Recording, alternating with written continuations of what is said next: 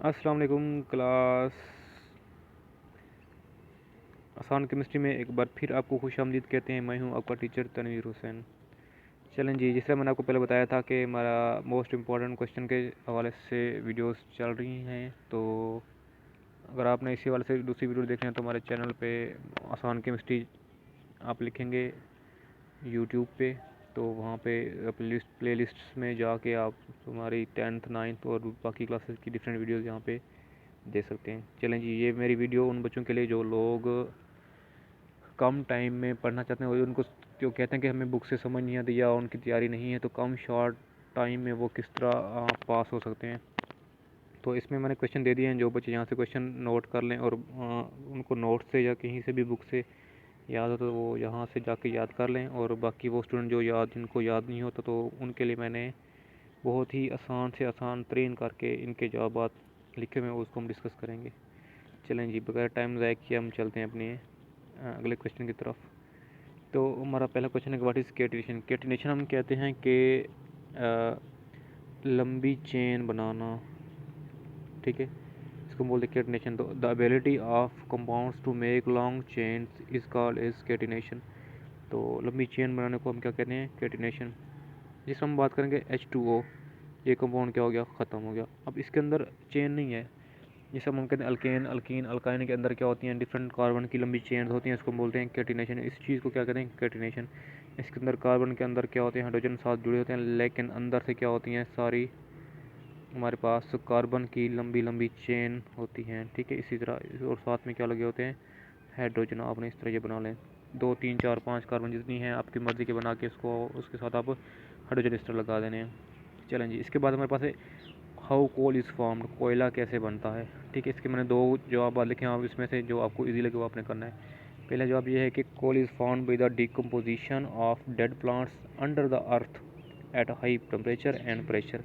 जब प्लांट्स मिट्टी के अंदर दब जाते हैं तो काफ़ी टाइम के बाद उनका टेम्परेचर बढ़ जाता है और उन प्रेशर की वजह से उसको जल के कोयला बन जाते हैं, ठीक है। दूसरी बात यह है कि when plants buried under the earth after long time they become coal. बिल्कुल आसान तरीन मैंने ये वाला जवाब लिखा है, तो आप ये भी कर सकते हैं।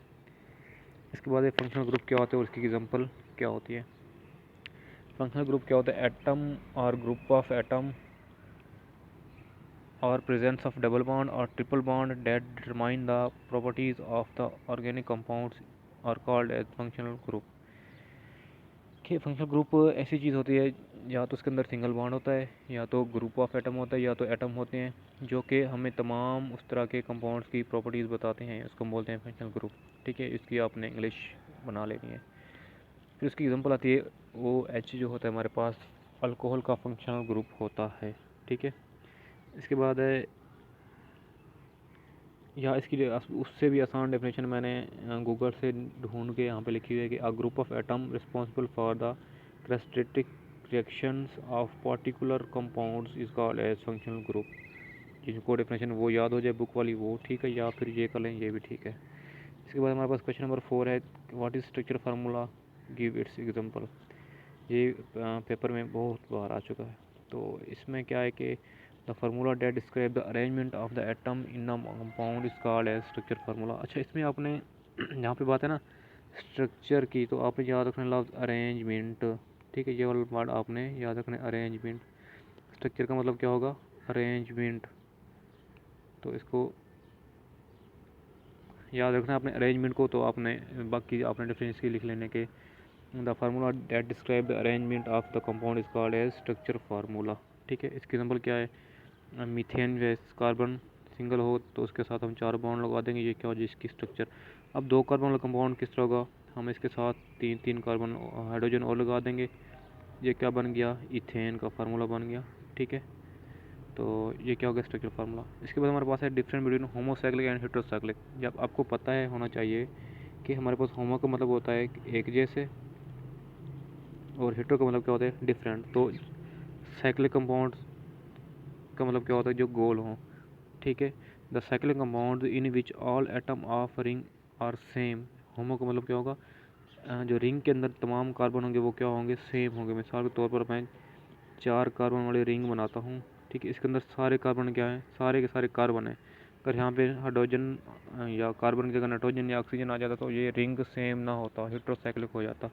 अब ये साइक्लिक है और सेम कार्बन है सारे, तो क्या हो गया homocyclic. The compound in which all atom are ring are same are called as homocyclic compound. ये आप इसकी एग्जांपल आ गई, यहाँ पे आप सबके साथ H2 लगा दें तो ये आपकी एग्जांपल हो गई होमोसाइक्लिक। या आप इसकी एग्जांपल इस तरह भी सिंपल बना सकते हैं, इस तरह बॉन्ड बना के बेंजीन का स्ट्रक्चर बना दें, ये क्या हो जाएगा होमोसाइक्लिक कंपाउंड। इसके बाद हेटेरोसाइक्लिक कंपाउंड, इसके अंदर क्या होता है कि all atom are not same, सिर्फ नॉट का आपने इजाफा करना है, बाकी डेफिनेशन सारी की सारी हुई है। इसकी एग्जांपल है थायोफीन, जिसके अंदर आपने किस तरह बनाने हैं, मैं इसको थोड़ा दोबारा बनाता हूँ। आपने एक लाइन ऐसे लगानी है, फिर 2 लाइन नीचे लगानी है, इसको आपने डबल बॉन्ड बना देना है, इस यहाँ पे एस लिख देना है और ये आपको बन गया थायोफीन। ठीक है, इसके बाद है write the classification of coal. कोयले के अंदर क्या क्या चीज़ होती है।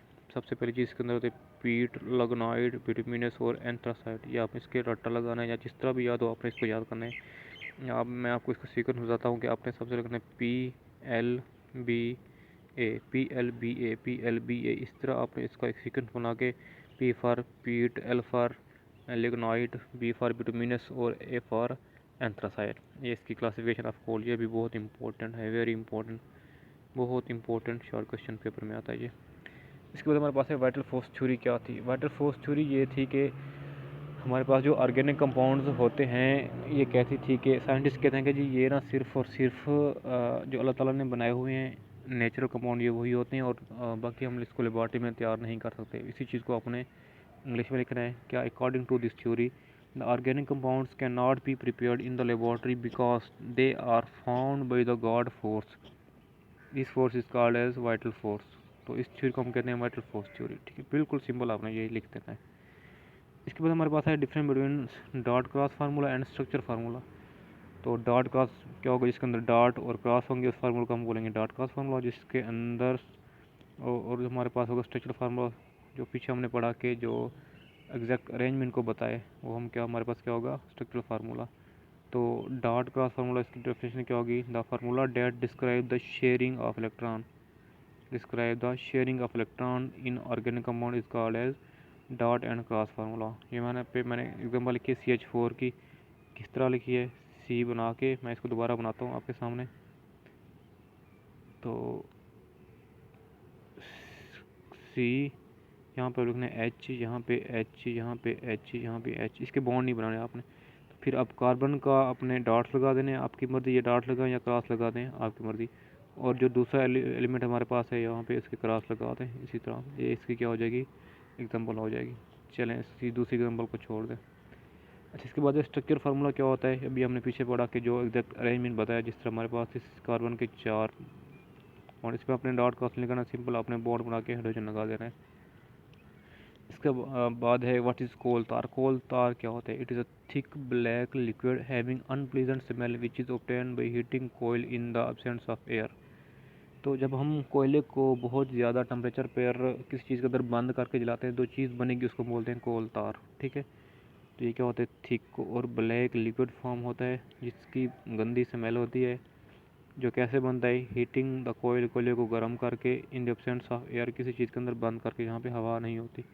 तो इसके अंदर 200 किस्म के कार्बन कंपाउंड होते हैं। ठीक है, ये आपने लिखना है, it is the mixture of compound which is formed by the burning of coal in the absence of air is called as coal तार।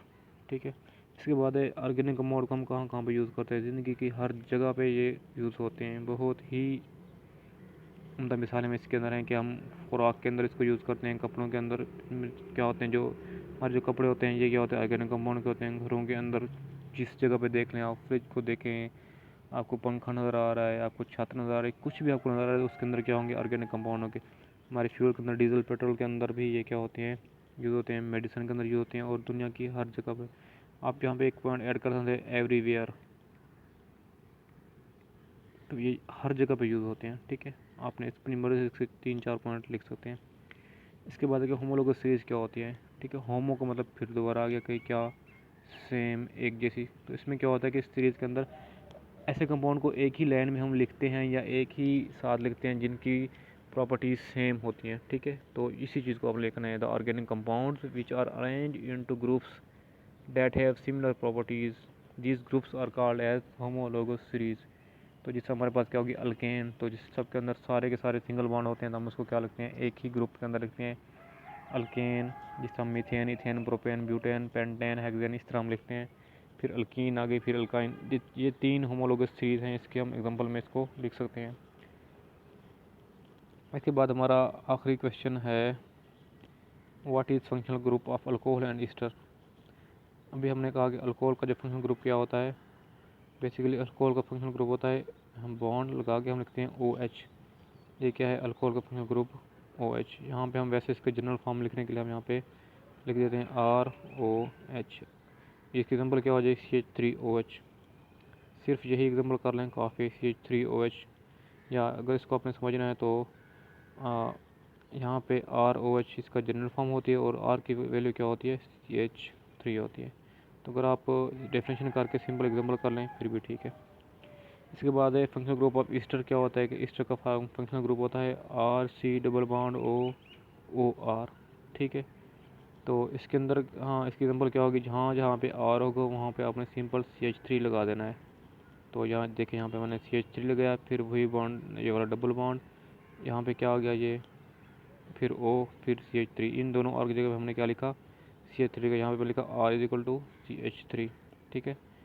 तो ये जी आपका चैप्टर नंबर 11 भी कंप्लीट हो गया। तो उम्मीद करता हूँ आपको इससे काफ़ी ज़्यादा हेल्प मिल रही होगी।